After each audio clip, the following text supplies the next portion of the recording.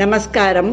பாரம்பரியமா எப்படி புளிக்காய்ச்சல் காய்ச்சறது, அதை வச்சிருந்து எப்படி புளியோதரை செய்யறதுன்றத சொல்லி கொடுக்க போறேன். கோவில்கள்ல செய்யற புளியோதரைகள்லயே கொஞ்சம் கொஞ்சம் வித்தியாசப்படும். எங்க குடும்பத்துல எப்படி செய்வோமோ அந்த மாதிரி சொல்லி கொடுக்குறேன். ரொம்ப சுவையாகவும் மனமாகவும் இருக்கும். இப்ப எப்படி செய்யறதுன்னு பார்க்கலாம். 2 பெரிய எலுமிச்சம் சைஸ் புளி எடுத்துட்டு இருக்கேன். ஒரு கப் தண்ணீர்ல ஊற வச்சு கரைச்சி எடுத்து வச்சுட்டு இருக்கேன். மேல் பொடி செய்ய தேவையான பொருட்கள்: தனியா 4 டீஸ்பூன், சிகப்பு மிளகாய் 3, அரை டீஸ்பூன் மிளகு, 2 டீஸ்பூன் அளவுக்கு கருப்பு எள்ளு எடுத்து வச்சுருக்கேன். இன்னொரு பொடி புளிக்காய்ச்சல்லையே சேர்த்துருவேன். அதுக்கு 1.5 டீஸ்பூன் வெந்தயம், 1 டீஸ்பூன் மஞ்சள் தூள், அரை டீஸ்பூன் பெருங்காயத்தூள். இதை தனியா வச்சுருக்கேன். இப்ப ஒவ்வொன்றா எண்ணெய் விடாம வறுத்துக்க போறேன். மிளகை சேர்த்துக்கிறேன். தனியாவையும் மிளகாவையும் சேர்த்துக்கிறேன். தனியா வாசனை வர வரைக்கும் வறுத்தா போறோம், ரொம்ப கருக வைக்க வேண்டாம். வாஷ் பண்ணி வடிகட்டின எள்ளை சேர்த்துக்கிறேன். ஈரப்பதம் போடுறதுக்கு அப்புறம் பொரிய ஆரம்பிக்கிறது. அந்த சமயம் எல்லா பக்கமும் தெரிக்கும். அதுக்காக ஒரு மூடியாலேயோ ஒரு கரண்டியாலேயோ முடிக்கணும். நான் கரண்டியால முடிக்கிறேன். ஃபுல்லா பொரிஞ்சிடுத்து எடுத்துடுறேன் அடுப்புல இருந்து. அடுத்தது வெந்தயத்தை சேர்த்துக்கிறேன். அடுப்பு தீ லோல தான் வச்சுட்டு இருக்கேன்.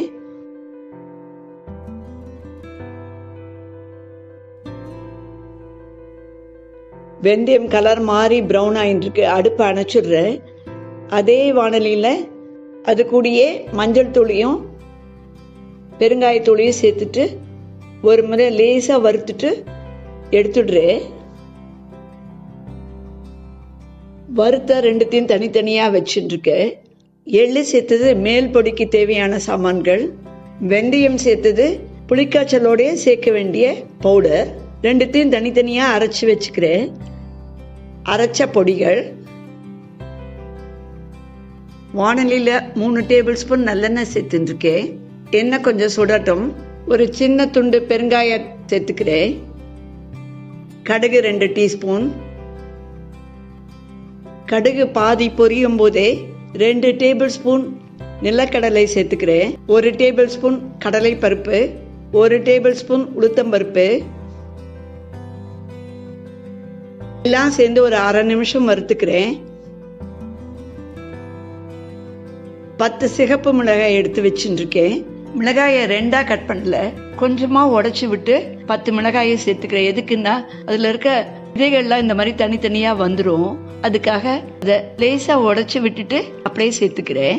பருப்பு பொன்னிறமாகிற வரைக்கும் வறுத்துக்கணும். அதே சமயம் மிளகாயம் ரொம்ப கருத்து போகக்கூடாது. கருவேப்பிலையை சேர்த்துக்கிறேன். கரைச்சி வச்ச புளி தண்ணீரை சேர்த்துக்கிறேன். கல் உப்பு சேர்த்துக்கிறேன். ஒரு 5-6 டீஸ்பூன் சேர்த்துருக்கேன். அடுப்பு தீ லோல வச்சுருக்கேன். ஒரு 7-8 நிமிஷம் கொதிக்கட்டும். நல்லா கொதிச்சு சுண்ட ஆரம்பிச்சிடுது. இந்த சமயத்துல வெந்தய பொடி சேர்த்துக்கிறேன். மேல் பொடியில ஒரே ஒரு டீஸ்பூன் சேர்த்துக்கிறேன்.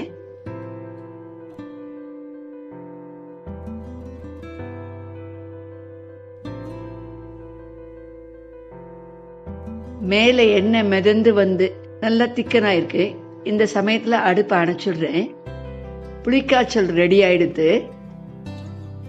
அடுத்தது சாதத்தோட கலந்து புளியோதரை ரெடி பண்ண போறேன். அரை கப் அரிசிக்கு 1.25 கப் தண்ணீர் சேர்த்து பொலன்னு சாதம் ரெடி பண்ணி எடுத்து வச்சுருக்கேன். சாதம் சூடா இருக்கும் போது ஒரு 2 டீஸ்பூன் அளவுக்கு நல்லெண்ணெய் சேர்த்து கலந்து விடுறேன். சாதம் கொஞ்சம் ஆறட்டும். ஆறின சாதத்துல 1 டேபிள் ஸ்பூன் அளவுக்கு புளிக்காய்ச்சல் சேர்த்துக்கிறேன். 2 டீஸ்பூன் மேல் பொடி சேர்த்துக்கிறேன். முதல்ல இதை கலந்துட்டு தேவையான திரும்பவும் புளிக்காய்ச்சல் சேர்த்துக்கிறேன். கலந்துட்டேன். இன்னும் கொஞ்சம் புளிக்காய்ச்சல் தேவைப்படுறது. திரும்பவும் கொஞ்சம் புளிக்காய்ச்சல் சேர்த்துக்கிறேன் தேவைப்படுறது. ரொம்ப டேஸ்டான புளியோதரை ரெடி ஆயிடுது. புளிக்காய்ச்சலும் மேல் பொடியும் மீந்திருக்கு. அப்படியே வச்சுக்கலாம். திரும்பவும் எப்ப தேவையோ புளியோதரை செஞ்சுக்க முடியும். சூப்பரான புளியோதரை ரெடி ஆயிடுது. என்னுடைய ரெசிபி பிடிச்சிருந்தா சப்ஸ்கிரைப் செய்து ஷேரும் லைக்கும் பண்ணுங்க. Thank you very much.